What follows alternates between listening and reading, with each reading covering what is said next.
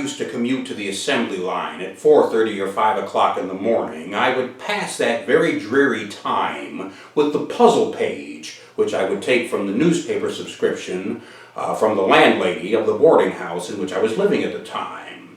And what I used to do is I used to solve what was then called the crypto quote. You might be familiar with it. It's a puzzle similar to this. It was once described as one of the hardest puzzles to solve in the puzzle page of most newspapers, and my routine was invariably the same. If I could solve that puzzle by the time I got to the assembly line, it meant that I was going to have a good day. If I could not solve it by the time I got to that factory, it meant that all bets were off.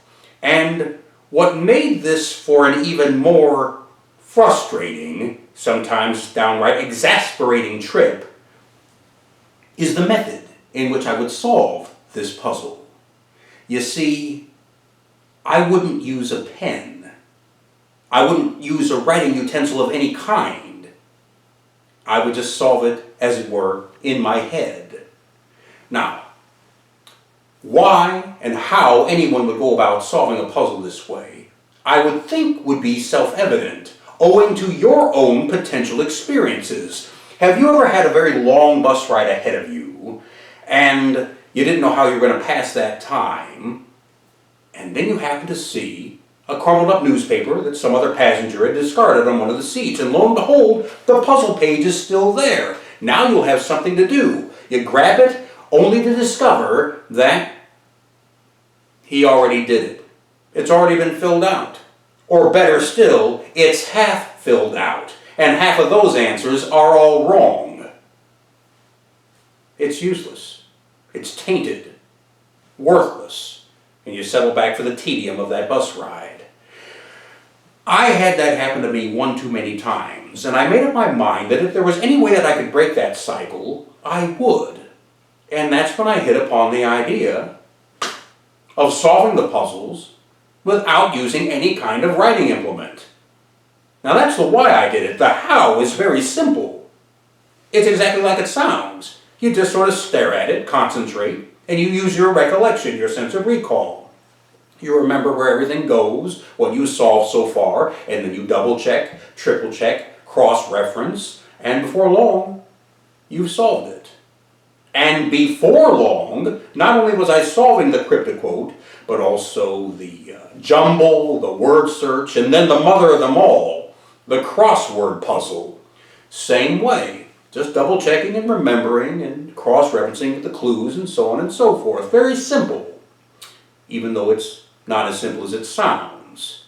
It really came in handy years later when I was out at the stab lab, and I had my writing hand lashed down and pumping away all of my life's blood. I had my other hand free just to stare at that newspaper, at the puzzle page, and solve the puzzle in the method that I'm describing to you. It worked out perfectly. Now, in case any of this sounds boastful, I can counteract that in the following way. A lot of you have the misfortune of having sat through a conversation in which some loudmouth described having an aunt or an uncle who was so intelligent, so intellectually sound, that they were able to solve the New York Times crossword puzzle with a pen. That's how they went about it every day. So-and-so solves the New York Times crossword puzzle in ink, suggesting that they are so confident in their knowledge and their intelligence, and so confident in the answers, that they don't need to use a pencil, whereby they would be able to erase if they made a mistake, which they never make, which is why they solve those puzzles in ink. Well, at the risk of sounding like I'm bragging, I don't even use the pen. To this day, well, in all honesty, I don't really even solve those puzzles anymore. I can't be bothered. But my method remains unchanged. The only thing which has changed is the motivation. It used to be, as I say, an interest in solving something, accomplishing my own aspiration, and then leaving the newspaper fresh and clean and unfilled out, mint condition, ready to go for the next person. Now it's an entirely different incentive. It's more along the lines of, what?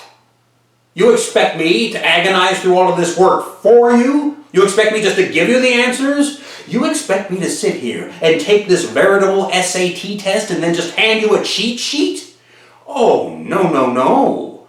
I cracked the code and now you want to go ahead and take credit for it? Not a chance. No. Figure it out yourself. Subject yourself to the same aggravation that I had to go through, you chump. And if it's too hard for you, use a pen. Because if you think that I'm going to do your thinking for you, think again.